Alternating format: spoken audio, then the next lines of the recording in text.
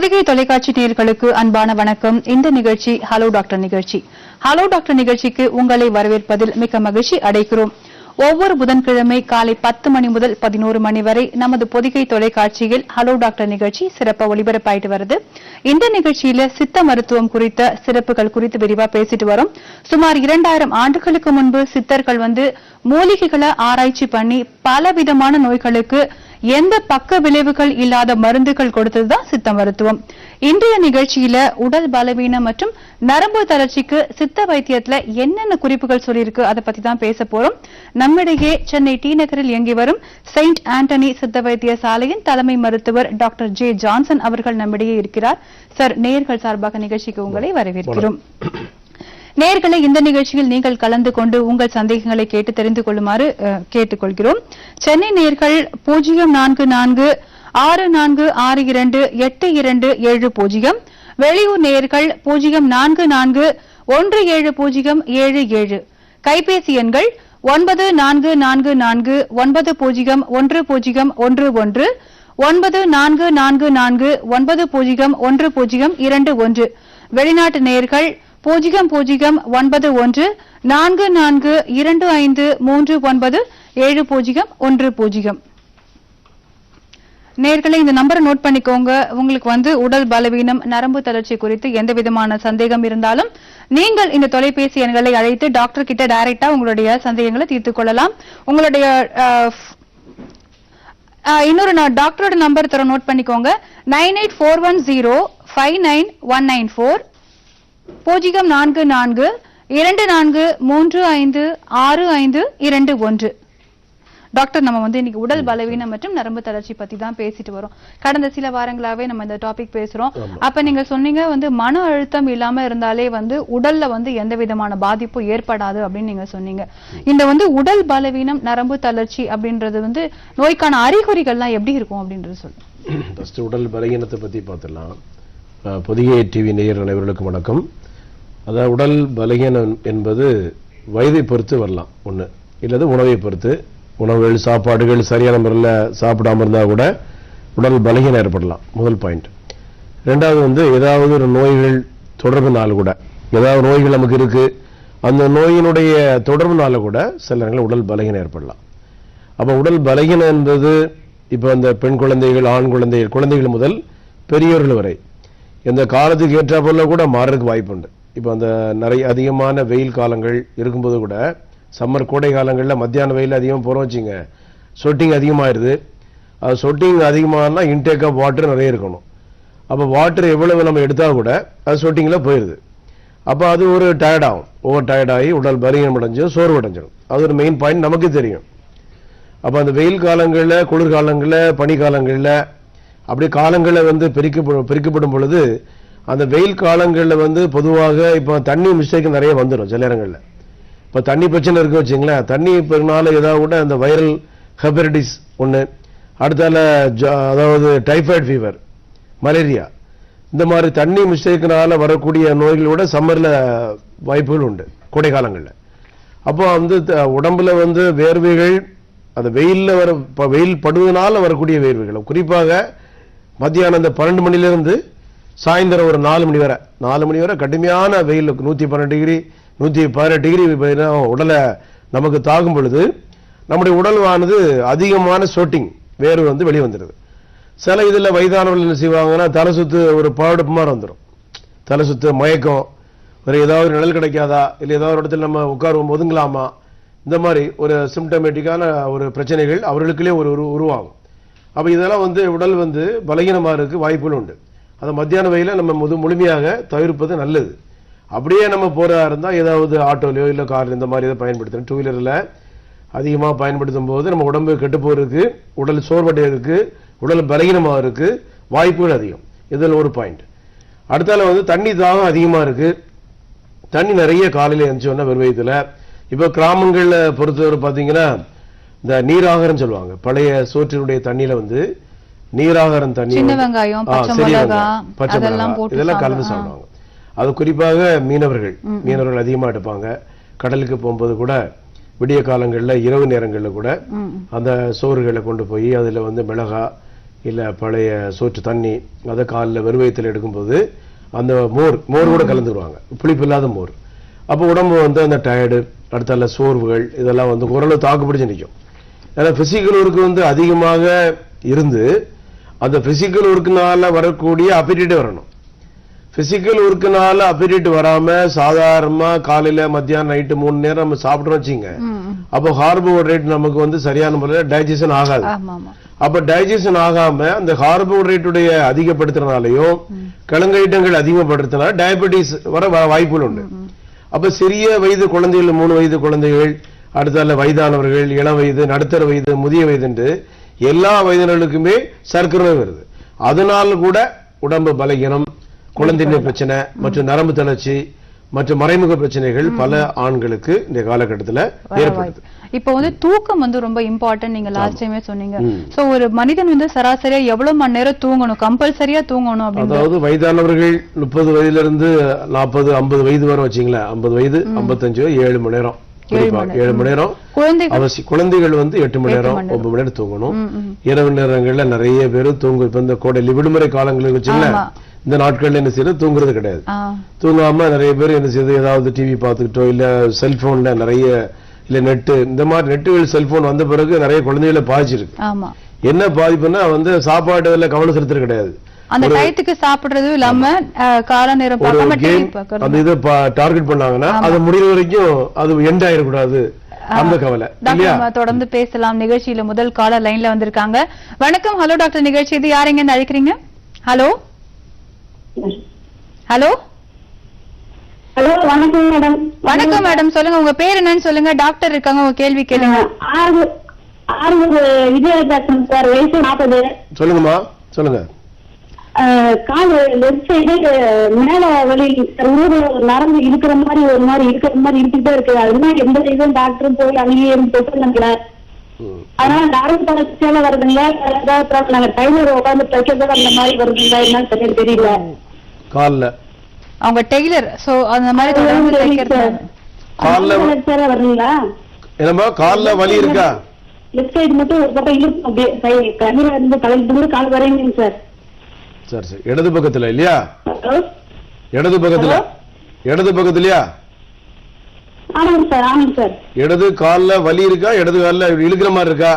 வலி இல்லைங்க சார், வலி மேல தலை வச்சு பார்த்தா வலி இல்ல, உள்ள நரம்பு இருக்கிற மாதிரி அப்படி இருக்குதுங்க சார்.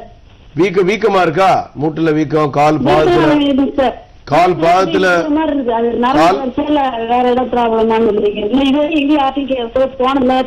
கேட்டதில்ல. சுகர் யூரியா பாருங்க, ரத்தத்துல சுகர் பார்க்கணும், யூரியா பிளட் யூரியா பார்க்கணும்.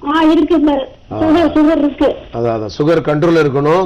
சுகர் கண்ட்ரோல் இல்லாம இருந்தா கூட வலி வரும், கால் பாதத்துல வலி வரும். அப்படி சுகர் இருக்கு சார், 200 மேல இருக்குன்னு நினைக்கிறேன் சார். ஆனா எதிர்பார்த்து பார்த்தது 240 இருந்தது, ஒரு மாசம் ஆச்சு. ஆனா 200 மேல இருக்குன்னு நினைக்கிறேன் சார். அடுத்தால உப்பு சத்து இருக்கா பாருங்க, பிளட்ல உப்பு சத்து சக்கரை மட்டும் இருக்கு.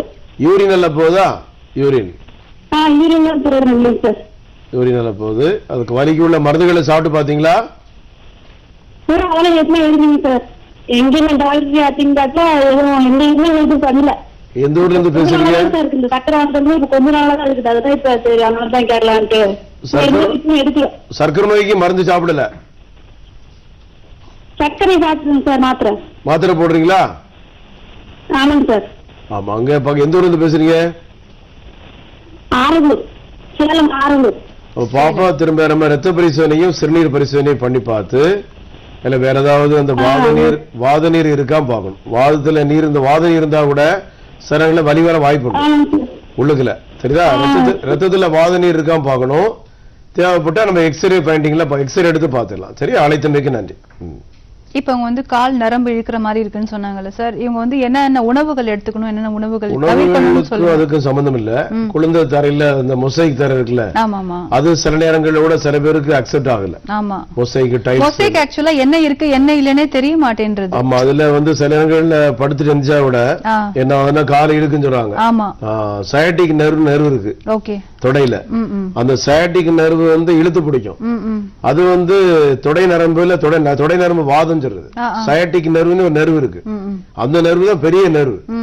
அந்த நெர்வு வந்து இழுத்து பிடிக்கும் போது கால் எப்படி SLR டெஸ்ட் சொல்லுவாங்க, straight leg raising test. Straight leg raising test சொல்றது SLR. அது வந்து காலேஜ்ல மெடிக்கல் காலேஜ்ல சொல்லி கொடுப்பாங்க படிக்கும்போது டாக்டர்ஸ். அப்போ வந்து அந்த காலை இப்படி தூக்குறோம் வச்சுங்க, படுத்துக்கிட்டு இந்த மாதிரி எடுத்து பார்க்கலாம். ஒரு பெட்ல படுத்துக்கிட்டு இல்ல வந்து எதுலயாவது பாயிலையா படுத்துட்டு காலை வந்து வலது காலு இடது கால மேல தூக்கணும்னா அந்த கால் இப்படி இழுத்து பிடிக்கும். அந்த இழுத்து பிடிக்குன்னா அப்ப அந்த தொடை நரம்புல ஏதாவது பாதிப்புகள் இருக்கு. அது பேர் அந்த பரிசோதனை நம்மளுடைய சுயமாக செஞ்சு பார்க்கலாம். அது ரொம்ப ரஃபா செஞ்சிடக்கூடாது. மேலோட்டமா காலை இப்படி படுத்துக்கிட்டு வலது காலை மேல தூக்கி பார்க்கணும். அப்புறம் இடது காலையும் மேல ஒரு காலை வச்சுட்டு இன்னொரு காலை எடுத்து பார்க்கணும். ஃபர்ஸ்ட் இடது காலை தூக்கி பார்த்துக்கணும், இல்ல வலது காலை தூக்கி பார்த்துக்கலாம். எடுத்து தூக்கி மேல போய் இழுக்கும்போது மேல தூக்கும்போது என்ன ஆகும்னா அந்த கால் நரம்பு இருக்குல்ல தொடைக்கு அடியில அந்த நரம்பு வந்து இழுத்து பிடிச்ச மாதிரி இருக்கும். அது இழுத்து பிடிச்சுன்னா அதுல தொடர் நரம்புல சயாட்டிக் நரம்புல பாதிப்பு இருக்கு. இதுக்கு வந்து சித்த மருத்துவத்துல தீர்வு இருக்கா? மருந்துகள் உண்டு. வாத நோய்களுக்கு சித்த மருத்துவத்துல எந்த மாதிரி பயமே கிடையாது. எல்லா விதமான வாத நோய்களுக்குமே மருந்துகள் இருக்குது. சித்தர்கள் வந்து இன்னைக்கு நேரத்தான் மருந்து எழுதி வச்சிருக்காங்க. எல்லா மருத்துவம் வரக்கு முன்னால முதல் மருத்துவமே தாய் மருத்துவமே சித்த மருத்துவம் தான். 2000 ஆண்டுகளுக்கு முன்னால சித்தர்கள் ரொம்ப கடும் தவம் புரிந்து ஓலை சுவடிகள்ல எழுதி வைக்கணும் அவ்வளவு சாதாரண விஷயம் இல்லையா? இப்பதானே மாடர்ன் சயின்டிபிக் நெட் அதெல்லாம் வந்திருக்கு. அந்த காலத்துல வெறுமனே ஒரு ஓலை சுவடியில எழுதி அதை வந்து அந்த மூலிகைகள்ல என்னென்ன ஃபார்முலா ஒரு ஃபார்முலா இருக்கு வச்சுங்க. இப்ப நிலவேம்பு கஷாயம் இருக்கு, இல்ல ஒரு தைல வகைகள் இருக்கு, ஒரு மருந்து இருக்குன்னா அதுக்கு ஒரு ஃபார்முலா இருக்கு. அந்த ஃபார்முலா ரெடி பண்ணி அதுக்குள்ள மூலிகை சுவடில எழுதி இன்னென்ன நோய்களுக்கு இன்னென்ன மூலிகைகள் மூலமாக இந்த நோய்களை நம்ம குணப்படுத்தலாம் அப்படின்னு அப்பவுமே எழுதி வச்சிருக்காங்க. அப்ப அவங்களே அந்த காலத்துல வந்து நோய்கள் இவ்வளவு நோய்கள் கிடையாது. ஒன்று காய்ச்சலோ இல்ல தலைவலி, இப்ப காடுகள் இருக்காங்க மலைகள் இருக்காங்கன்னா ஏதாவது ஒரு பாம்பு கடிச்சிருக்கு இல்ல ஒரு வண்டு கடிச்சிருக்கு அவங்களே மூலிகை வைத்தியம் பண்ணிடுவாங்க. இதற்கு வந்து இன்ஜெக்ஷன் போடுறதோ இல்ல அனஸ்தீசியா பண்றதோ இல்ல வேற ஏதாவது மருந்துகளோ டிடி அந்த காலத்துல எதுவும் கிடையாது. அப்ப உடம்புல வந்து அந்த காலத்துல என்னன்னா பழைய காலத்துல நோயினுடைய எதிர்ப்பு சக்தி அதிகம். ஆனா இப்போ உள்ள உடம்புல அனைத்து உடம்புகளும் ரொம்ப பலவீனம் அடைந்து வேலை செய்வோமோ செய்ய மாட்டோமோ நடப்போமோ நடக்க மாட்டோம்னு பல பேரு என்ன செய்றாங்க பாதிக்கப்பட்டு பல வழியிலும் சுத்திட்டு இருக்காங்க. ஒரு ஆளுக்கு ஒரு நோயோட போறது இல்ல, ஒரே நபர் பல நோயில சுத்துறாங்க. கல்லீரல பிரச்சனை, மண்ணீரல பிரச்சனை, கிட்னில கல்லு, பித்தப்பையில கல்லு, நுரையீரல பாதிப்பு. சில பேர் வரக்கூடிய கேஸ் குழந்தையிலா கேஸ் வரும்போதோ இல்ல மற்ற நோயினால அந்த மூட்டு வலி, ஆஸ்துமா, சர்க்கரை நோய் வரவங்க பாத்தீங்கன்னா ஒவ்வொருத்தரும் ஒரே நோயில வர்றது கிடையாது. சின்ன வயசு பையங்க இதை வந்து சிமெண்ட் ஃபேக்டரி வேலை செய்யறான், ஸ்பின்னிங் மில்ல வேலை பாக்குறாங்க. நேற்று முந்தானத்து வந்திருந்தாங்க. சரி ஸ்பின்னிங் மில்ல வேலை பாக்குறீங்க, சிமெண்ட் பேர் வேலை பாக்குறீங்க வச்சுங்க, அதனுடைய அந்த டஸ்ட் வந்து உள்ளுக்குள்ள போகும். ஆஸ்மா வர ஆஸ்மா அலர்ஜிக் ஆஸ்மா வந்துரும். நம்ம தொடர்ந்து பேசலாம். அடுத்த நேர் லைன்ல இருக்காங்க. வணக்கம். ஹலோ டாக்டர் நிகழ்ச்சி இது யாரெங்க அழைக்கிறீங்க? ஹலோ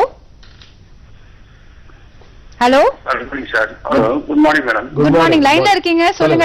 உங்க பேர் என்ன, எங்க அழைக்கிறீங்கன்னு சொல்லுங்க. டாக்டர் இருக்காங்க. நான் சேலத்துல இருந்து பேசுறேன். பேர் வந்து ஸ்ரீனிவாசன். சொல்லுங்க மிஸ்டர் ஸ்ரீனிவாசன் சார், என்ன பிரச்சனை உங்களுக்கு? வணக்கம் சார். Morning sir. வணக்கம். எனக்கு இந்த கொஞ்சம் டென்ஷன் ஆனாக கை கால்லாம் ரொம்ப நடுங்குது.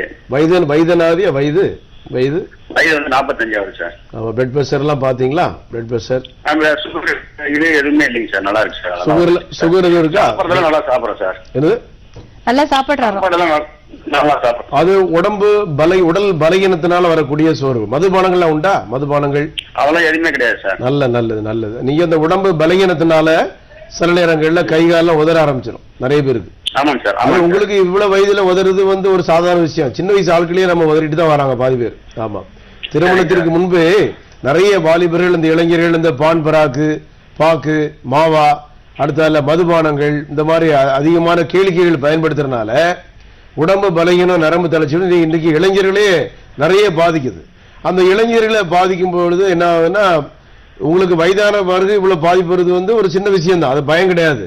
அதுக்குரிய மருத்துவ சிகிச்சை சித்த மருத்துவத்தில் இருக்கு. ஆனால் எந்த விதமான பின்விளைவு இல்லாம மருந்துகள் எடுக்கலாம், ஒன்னும் சைடு எஃபெக்ட் கிடையாது. புரியுதா? சரிங்க சார். சார் நான் இப்ப டிரான்ஸ்போர்ட் கார்பரேஷன்ல ஒர்க் பண்றேன் சார். நான் நைட் சொல்லுங்க. தூக்கங்கள் தடப்படக்கூடாது. தூக்கம் இந்த மாதிரி நைட் ஷிஃப்ட் பகல் ஷிஃப்ட் மாறி நான் அது கட்டாயம் போயே தான் சார் ஆகணும். அதுக்காக அது நம்ம வேலை நிமித்தம் நம்முடைய பொருளாதார சூழ்நிலைக்கு ஏற்றாப்புல நம்முடைய இக்கட்டான சூழ்நிலை இருக்கிறதுனால நம்ம சிரமங்கள் அடிப்படையில் நம்முடைய குடும்பத்தினுடைய வாழ்வாதாரத்தை பாதுகாப்பு இருக்கு நம்முடைய முக்கியமான ஒண்ணு. அப்படி வேலை நிமித்தம் நமக்கு தூக்கங்கள் பாதிக்கப்படும் பொழுது இப்பவே ஒருத்தர் காலைல ஒரு சாட்டை கேட்டேன், நைட்டுக்கு வந்து வேலை பார்த்துட்டு காலைல எந்திக்கன்னா அதுல 3 மணி நேரம் தான் உங்களுக்கு என்ன செஞ்சாங்க தூக்கம் இருந்துச்சு. அப்ப 3 hours தூங்கும் போது என்ன ஆகுதுன்னா உடம்பு பலகீனமாயிரும். அப்ப அந்த டைம்ல ஒரு 4 hour 5 hour நம்ம வந்து கொஞ்சம் ரெஸ்ட் உடம்பு கொடுக்கணும். ரெஸ்ட் கொடுக்கும்போது உள்ள உறுப்புகள் வந்து பாதிக்கப்படாம இருக்கும். உள்ள உறுப்புகள் பாதிக்கப்பட்டா வெளியே நமக்கு உடம்புல வெளியே தெரிய ஆரம்பிச்சிடும். அதனால கூட கை கால் எடுக்கும், நரம்பு தளர்ச்சி, உடல் பலகீனம், சோர்வுகள் ஆட்டோமேட்டிக்கா வந்துடும். அதனால தூக்கங்களை வந்து எக்காரணம் கொண்டும் தடை பண்ணாம நீங்க வேலை நிமித்தம் போனா கூட தூக்கத்துக்கு வரக்கூடிய வழிகளை தூக்கங்களுக்குள்ள வழிமுறைகளை ஆராய முடியுமா பாருங்க. சரியா? நன்றி நன்றி நன்றி நன்றி. ரொம்ப சிறப்பா சொன்னீங்க. இப்ப சொல்லுங்க டாக்டர், அதாவது உடல் பலவீனம்காக குழந்தைகள் எல்லாம் வந்திருக்காங்களா உங்ககிட்ட? குழந்தைகள் வந்து குழந்தை டாக்டர் தான் நம்ம அனுப்புறது. நம்ம வருவாங்க, அவர்கள் வந்து சில நேரங்கள்ல இந்த மேல் சைல்ட்ல வந்து ஜெனிட்டல் ஆர்கன்ல பாதிக்கப்பட்டு வர்றாங்க. ஓகே. அது சில நேரங்கள்ல வந்து அந்த டெஸ்டிஸ் இல்ல வெறும் ஸ்க்ரோட்டல் சாக் தான் இருக்கு, எம்டியா இருக்கு அப்படின்னு சொல்லிட்டு கடந்த வாரம் ஒரு தாயார் அழைச்சாங்க, தொலைபேசியில் அழைத்து குழந்தையை கொண்டு வந்தாங்க. அப்படி கொண்டு போது எம்டி ஸ்க்ரோட்டல் சாக் அவங்க பார்க்கல, நல்ல காலம் இப்ப கவனிச்சாங்க 5 வயசு 6 வயசுல. அது வந்து ஒரு 10 வயசு 12 வயசு 15 வயசு பிறகு அதுல யூராலஜி டாக்டர் வச்சு ஆபரேஷன் பண்ணி கீழே இறக்கி வைக்கணும். இது மேல் சைல்டுக்கு இந்த மாதிரி பாதிப்புகள் வருது. அது வந்து குழந்தைகள் பிறந்த உடனே குழந்தையுடைய நிலையை நம்ம தெளிவா கண்டுபிடிச்சிடணும். ஏன்னா குழந்தை இல்லாம குழந்தை பிறந்த பிறகு குழந்தைக்கும் பாதிப்பு ஏற்பட்டு அதனால ஏற்படக்கூடிய பெற்றோர்களுக்கும் மனக்கவலைகள் ஏற்படும். ஐயோ இப்படி நம்ம குழந்தைய நம்ம பார்க்காம விட்டோமே, ஐயோ நம்ம இப்படி படிச்சா மட்டும் போதாது, எவ்வளவு படிப்பு இருந்தா கூட குழந்தையுடைய அந்த உடல்நிலையில நம்ம அக்கறை செலுத்தாம தவறிட்டோம்னா அவர்கள் வந்து பிற்காலத்துல சைன் பண்ண முடியாம போயிடும், உடம்பு ஒத்துழைக்காம போயிடும். எவ்வளவு நம்ம சம்பாதிச்சாலும் எவ்வளவு நம்ம சாதிச்சாலும் எவ்வளவு நம்ம பேர் புகழ் வாழ்ந்தா கூட நம்முடைய உடல்நிலை வந்து நமக்கு ஒத்துழைப்பு கொடுக்க முடியாம போயிட்டுனா ஆட்டோமேட்டிக்கா நம்ம சாதிச்சு பிரயோஜனம் இல்லாம போயிடும். அது நம்ம உடம்புல வந்து உள்ள உறுப்புகள்ல ஏதாவது பாதிப்பு இருக்கா, குழந்தைகள் இருந்து பெரியவங்க யாரா இருந்தாலும் சரி, அந்த உறுப்புகள்ல ஏதாவது பாதிப்பு இருந்தா அதுல இருந்து நம்ம வெளியே வர பார்க்கணும். அதை நம்ம பிறகு பாத்துக்கலாம், சரி பரவாயில்ல கொஞ்ச நாள் ஏதாவது சாப்பிட்டு பார்ப்போம், டயட்ல கொஞ்சம் மாத்தி பார்க்கலாம், இல்ல பழக்கவழக்கத்துல மாத்தி பார்க்கலாம், தூக்கங்கள்ல தடை பண்ணாம பார்க்கலாம், உணவுகள் தேவையான உணவுகள்ல சரியான டைமுக்கு சாப்பிடக்கூடிய வழிமுறைகளை பார்க்கணும். இந்திய காலகட்டத்தை பொறுத்தவரை நிறைய பேர் சரியான சாப்பிடுறதே கிடையாது, ஏன்னா காலத்தினுடைய சூழல் அப்படி. அது சென்னையை பொறுத்தவரை சொல்லவே வேண்டாம். பொதுவாக யாருனாலும் மேக்சிமம் ஹோட்டல்ல தான் மேக்சிமம் உட்கார்ந்து இருக்காங்க. ஹோட்டல் கேண்டீன் இந்த மாதிரி சாப்பிடும்போது என்ன ஆகுதுன்னா தேவையான சத்துக்கள் வந்து நமக்கு கிடைப்பது மிகவும் குறையுது. ஏன்னா அவர்கள் உணவுகள் எப்படி இருக்குன்னு நம்ம சொல்ல முடியாது. அப்ப ஏதோ நம்ம வந்து அரைஜான், அதாவது 3ல் 1 பங்கு தண்ணி இருக்கணும், 3ல் 1 பங்கு வெற்றிடம், அடுத்த 1 பங்கு சாப்பாடு. இதுதான் வந்து சித்த மருத்துவ கோட்பாடு. 3ல் 1 பங்கு சாப்பாடு, 3ல் 1 பங்கு வெற்றிடம், 3ல் 1 பங்கு தண்ணி. அப்போ இப்படி இருக்கும்போது சாப்பாடு நமக்கு காலையில சாப்பிடுறோம் 8 மணி 9 மணி சாப்பிட்டுட்டு மத்தியானம் அந்த டைமுக்கு சரியான டைமுக்கு பசி எடுக்க தான் பார்க்கணும். இல்ல பசி எடுக்கல, உடம்பு பசி எடுக்காம மந்தமா இருக்குன்னா காலையில பிரேக்ஃபாஸ்ட் என்னென்ன சாப்பிட்டா உடம்புக்கு நல்லது ஜெனரலா அப்படி சொல்லுங்க. காலையில வந்து புரோட்டீன் நிறைய சேர்க்கணும், ரிச் புரோட்டீனா இருக்கணும். அடுத்தால பழ வகைகள் சேர்க்கலாம், அந்த செவ்வாழைப்பழம், நேந்திரப்பழம், கருப்பு திராட்சை, பாதாம் இருக்கிறவங்க வாழைப்பழம் சாப்பிடக்கூடாது. வாழைப்பழம் எடுக்கணும், வாழைப்பழம், பலாப்பழம், மாம்பழம், இந்த முக்கணிகள் சொல்றோம்ல அந்த முக்கணிகளை எடுத்துடக்கூடாது. அப்படி எடுத்து தெரியாம சில பேர் எடுத்துறாங்க. எடுத்த வந்து சில பேர் வந்து வாக்கிங் இந்த மாதிரி எக்ஸசைஸ் நல்ல ஹெவியான எக்ஸசைஸ் கொடுத்துட்டு கூட சுகர் மாத்திரை போடாமே நிறைய பேர் இருக்கிறாங்க, என்கிட்ட வந்திருக்காங்க. என்ன சுகருக்கு மாத்திரை போடல கேட்டா டயட்லயே ஃபாலோ பண்றேன், எக்ஸசைஸ் டெய்லி ஒரு 3 மணி நேரம் வாக்கிங் போறேன். அடுத்தால வீட்டுல உள்ள வந்து பிசிக்கல் ஒர்க் நம்ம பண்ணாலே போதும். வேர்வை ஒரு 1 hour 2 hour வந்து வீட்டுக்குள்ளேயே நம்ம உள்ளுக்குள்ள சின்ன சின்ன ஒர்க்குகளை செடிகள் வச்சிருந்தோம், ஒரு சோத்துக்கத்தாழ செடி இல்ல ஒரு துளசி செடி இல்ல ஒரு டாக் வீட்டுல வளர்க்குற வச்சுங்க, அதை நம்ம வாக்கிங் கொண்டு போலாம். இல்ல அது கூட நம்ம ஏதாவது ஒரு ஆக்டிவிட்டி, ஆமா அதோட டைம் ஸ்பெண்ட் பண்றது நிஜமாவே ரொம்ப ரிலாக்ஸா இருக்கும். ஒரு மிருகத்தை அனிமலை நம்ம காப்பாத்துற மாதிரி ஆகும் இல்லையா? நம்ம தொடர்ந்து பேசலாம். நம்ம நிகழ்ச்சியில அடுத்த காலர் இருக்காங்க. வணக்கம். ஹலோ டாக்டர் நிகழ்ச்சி, இது யார் எங்க அழைக்கிறீங்க? ஹலோ சுந்தரம் பேசுறேன். டிவி வால்யூம் கம்மி பண்ணிட்டு பேசுங்க சுந்தரம் சார். டிவியை பார்க்காம பேசுங்க, டிவி சவுண்ட குறைச்சிட்டு பேசுங்க மிஸ்டர் சுந்தர். சொல்லுங்க சொல்லுங்க சார். நான் மதுரை வந்து பேசுறேன். சொல்லுங்க சுந்தர், கேக்குது. ரொம்ப டென்ஷன் கோவம் வரும்போது பயங்கரமா கால், அதாவது உடம்புலாம் ஊற நடுக்க இருக்கு சார். கால் அந்த இடத்து கீழே இருந்து ஊற நடுக்கமா இருக்கு. நம்ம வந்து ஒரு டாக்டர் கோவம் வீட்டுல சண்டை போட்டு பேசணும்னு வச்சுக்கோங்களேன். ஆமா. உடம்பு உதற ஆரம்பிச்சிடும். ஓவர் ஆட் அப்படியே காய்காலம் நடுக்க இருக்கு சார். மதுபானங்கள் உண்டா? மதுபானங்கள் சிகரெட் அந்த பழக்கம் அதெல்லாம் கிடையாது. அதெல்லாம் கிடையாது சார். சர்க்கரை வயதுனாதியா? வயது வயது எனக்கு 43 ஆகுது சார். 43. சர்க்கரை நோயெல்லாம் கிடையாதுல்ல? சுகர் கிடையாது. சுகர் பாத்தீங்களா? பிளட்ல யூரின் சுகர் பாத்தீங்களா? சுகர் இருக்கு சார். சுகர் இருக்கு. சுகர் கண்ட்ரோல்ல வச்சுங்க. சரியான டைமுக்கு சாப்பிடணும். தூக்கங்கள்ல தடப்படக்கூடாது. சப்போஸ் அந்த உடம்பு பலகீனம், நரம்பு தளர்ச்சி, இந்த மாதிரி பாதிப்புகள் நமக்கு மேல நமக்கு அதிகமாயிட்டு இருக்குன்னா அதுக்குரிய கோவமா பிரச்சனை கூட கால் மட்டும் அந்த வடிவல் சார் சொல்ற மாதிரி டென்ஷனை குறைக்கணும். அது உங்களுக்காக பரவாயில்ல. பரீட்சை எழுதக்கூடிய பள்ளி மாணவர்கள உதறிட்டு இருக்காப்ல சில இடங்கள்ல.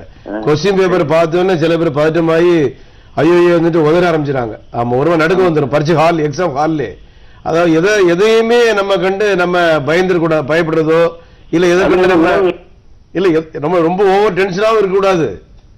ஓவரான அதிகமான ஹைப்பர் டென்ஷனால கூட உடம்பு பலகீனமாயிரும், நரம்புகள் பலகீனமாயிரும், கைகாலம் உதற ஆரம்பிச்சிடும், தடணும். புரியுதா? ஆமா, அதனால தேவையில்லாம டென்ஷன் ஆகக்கூடாது.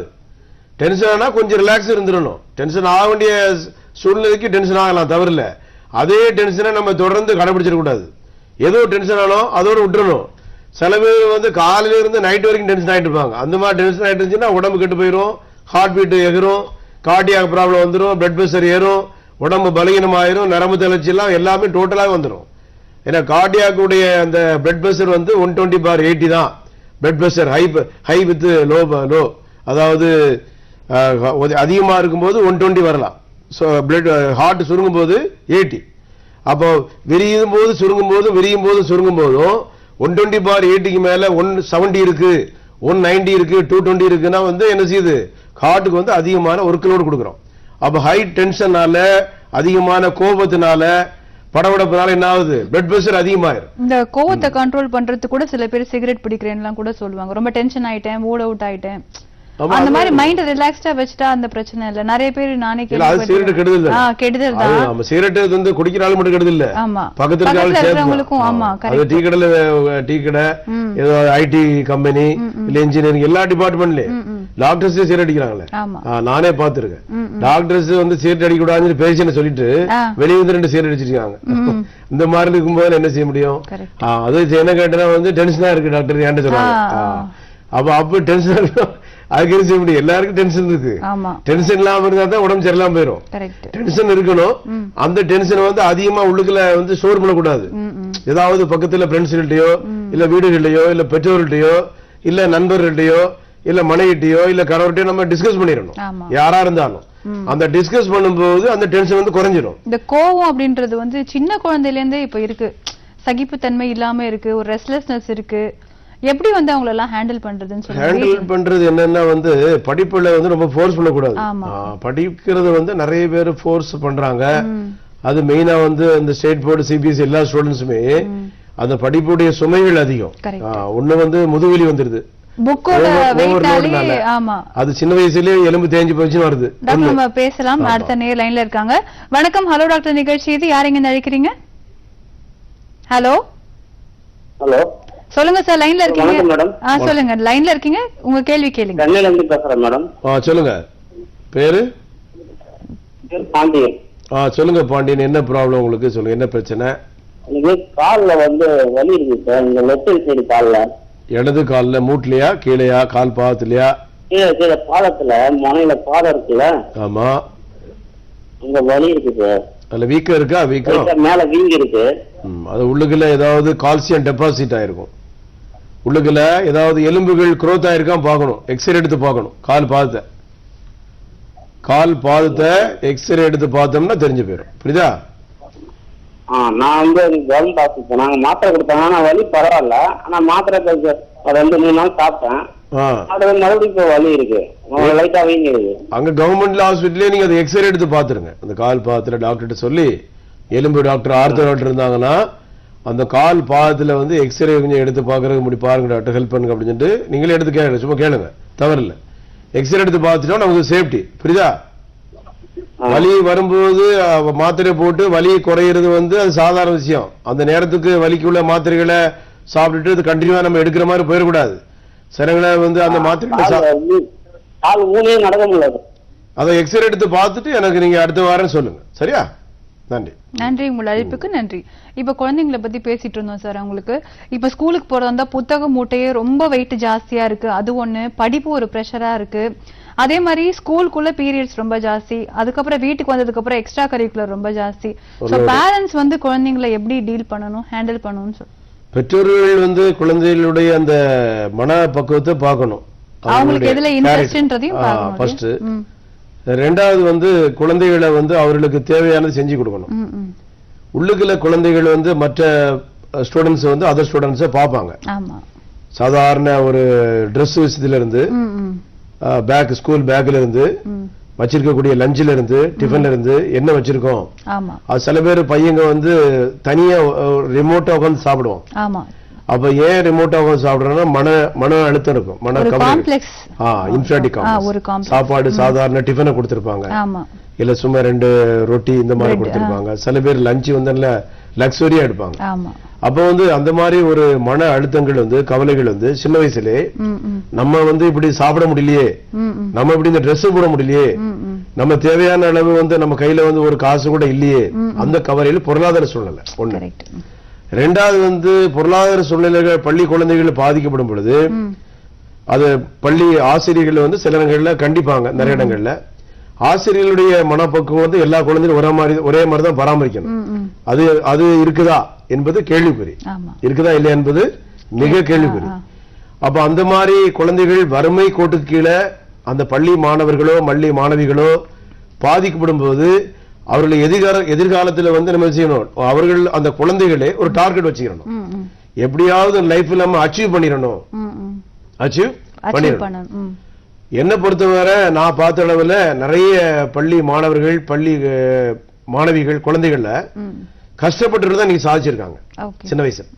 பெற்றோர்களுக்கு ரொம்ப சுமை கொடுக்காம பெற்றோருடைய பாரத்தை தாங்கி பிடித்து அவர்களுடைய எதிர்பார்ப்பு இல்லாம வெறுமனே தெரு விளக்குகள்ல படித்தவர்கள் பெரிய மேதைகள் எல்லாம் உருவாயிருக்காங்க. அப்ப வறுமை கோட்டுகள் கீழே இருந்தா கூட அந்த குழந்தைகளை வந்து மனதை வந்து தளர விடக்கூடாது. அப்ப மன அழுத்தத்தினால அந்த அவர்களுடைய அந்த மற்ற குழந்தைகளை கம்பேரிசன் பண்ணாம நம்ம சாதிக்க வேண்டியது என்ன, நம்முடைய வாழ்க்கையுடைய தரம் உயர்வதற்கு நம்ம என்ன செய்யணும் என்பது அவர்கள் வந்து சிறிய வயதிலே அந்த பக்குவத்தை பெற்றோர்கள் சொல்லி கொடுத்தாலே ஆட்டோமேட்டிக்கா அச்சீவ் பண்ணிடலாம். அதுல எந்த பெரிய மாற்றம் கிடையாது. ஆனா பணக்காரர்கள் இன்னைக்கு பள்ளி மாணவியர்களா வந்து ஏதோ ஒரு டைம் ஸ்பெண்டுக்கு ஒரு டைம் பாஸ் பண்றது, சும்மா ஜாலியா ஒரு அரட்டை அடிக்கிறதுக்கு இந்த மாதிரிதான் பள்ளி மாணவர்கள் கல்லூரி மாணவர்கள் இருக்கிறாங்களுடைய. ஒரு மருத்துவராக முடிச்ச பிறகு கூட நிறைய பேர் கிளினிக் வைக்கிறது இல்ல, ஹாஸ்பிட்டல் சும்மா ஒரு பேருக்கு படிக்கிறாங்க. படிச்சுட்டு பொண்ணு டாக்டரா இருக்காங்க, நல்ல அலையன்ஸ் வரும், இன்ஜினியரா இருக்காங்க, அப்படிலாம் இருக்காங்க நிறைய பேர். அப்ப நம்ம படிச்ச படிப்பு நமக்கே பிரயோஜனப்படாம போயிடக்கூடாது. அப்ப படிச்சதுனால நமக்கு என்ன லாபம், சமுதாயத்துக்கு என்ன லாபம், வரக்கூடிய வந்து நம்முடைய சந்ததிகளுக்கு என்ன லாபம், அப்ப நம்மளால என்ன மற்ற மக்களுக்கு என்ன பிரயோஜனம், அது ரொம்ப முக்கியமாக பெற்றோர்கள் கவனம் செலுத்தணும். அதுல கவனம் செலுத்த தவறுனா பிள்ளைகளை வந்து பாதிப்புறது உறுதி. இப்ப ஃப்ரோசன் ஷோல்டருக்கும் நரம்பு தளர்ச்சிக்கும் என்ன சார் வித்தியாசம்? ஃப்ரோசன் ஷோல்டர், ஆமா, அதுக்கும் நரம்பு தளர்ச்சிக்கும் தொடர்பு இருக்கா? உடம்பு பலகீன நரம்பு தளர்ச்சிகள் வந்து இன்றைய காலகட்டத்தில் வந்து நிறைய பேருக்கு ஏற்படுது. அது ஏற்படுது என்பது அது மெயினான ஒரு பாதிப்பு ஏற்படுத்துறது வந்து குழந்தையின்மை பிரச்சனையை. குழந்தையின்மை பிரச்சனையை வந்து ஆண்களுக்கு வந்து பல வழிகளையுமே அந்த இம்பார்ட்டன்சி ப்ராப்ளத்தை ஏற்படுத்திடுது. நிறைய ஆண்கள் வந்து இன்னைக்கு பாதிக்கப்படுறது காரணம் இம்மாரல் கேரக்டர்ஸ். மெயின் பாயிண்ட் அதை ஒன்னு மெயின் பாயிண்டா வச்சுக்கலாம். இம்மாரல் கேரக்டர்ஸ்னா வந்து டிசிப்ளின் கிடையாது. டிசிப்ளின் எப்படி பாதிக்கப்படுதுன்னா சுற்றுப்புற சூழ்நிலை, அடுத்தால வந்து ஃப்ரெண்ட்ஸ்கள் சர்க்கிள், இதனால பாதிப்பு ஏற்பட வாய்ப்பு உண்டு. அடுத்தால மதுபானம் சொன்னல வழக்கம் போல அது ஒண்ணு. இன்னொன்னு சாப்பாடு பிரச்சனை, சரியான டைம் சாப்பிட முடியல, சரியான சத்தான உணவுகள் எடுக்கிறதுல, இது ஒரு காரணங்கள். அடுத்தால நரம்பு தளர்ச்சிகள் வந்து நீங்க சொன்ன மாதிரி மற்ற நோயினுடைய தொடர்புனாலே வந்துடும். மற்ற நோயினுடைய தொடர்புனால வர வாய்ப்பு உண்டு. அப்ப இதெல்லாம் நம்ம கவனத்துல வச்சு உடம்பு முழுக்க நம்ம பரிசோதனை பண்ணி பார்த்துடணும். ஓகே. வருடத்திற்கு ஒரு முறை முழுமையான மாச செக்அப் பண்றது ரொம்ப நல்லது. உள்ளுக்குள்ள உறுப்புகள் ஏதாவது பாதிப்பு இருக்கா, இல்ல கல்லீரல் பிரச்சனை இருக்கா, இல்ல மண்ணீரல்ல பாதிப்பு இருக்கா, இல்ல லங்ஸ்ல ஏதாவது பிரச்சனைகள் இருக்கா. சில பேருக்கு பாருங்க டிபி வந்து சில இடங்கள்ல வந்து அதாவது ஜெனிட்டல் ஆர்கன்லயே வருது. நிறைய நோய்கள் வந்து உறுப்புகள்ல எந்த நோய்கள் எப்படி வரும்னு யாருமே சொல்ல முடியல. ஆமா, யூட்ரஸ்ல டிபி, ஓவரில டிபி அப்படின்னு சில இடங்கள்ல டிபி இந்த மாதிரி பாதிப்பு இருந்தா அதனால குழந்தைய பாதிக்குது. அப்ப ஒரு நோய் வந்து என்ன வந்திருக்கு, அந்த என்ன நோயினால நம்ம பாதிக்கப்பட்டிருக்கோம், அந்த நோயிலிருந்து நம்ம விடுபடுறதுக்கு என்ன வழிகள் அதை பார்க்கணும். அடுத்த லைன்ல இருக்காங்க, பேசிட்டு கண்டினியூ பண்ணலாம். வணக்கம், ஹலோ டாக்டர் நிகழ்ச்சி. இது யாருங்க அழைக்கிறீங்க? ஹலோ, லைன்ல இருக்கீங்க, பேசுங்க. ஹலோ, சொல்லுங்க. ராஜேந்திரன் சார், சென்னையிலிருந்து பேசுறேன். சொல்லுங்க ராஜசேகரன், ராஜகோபால். சொல்லுங்க ராஜகோபால். லைன்ல இருக்கீங்க, பேசுங்க. சொல்லுங்க ராஜகோபால்.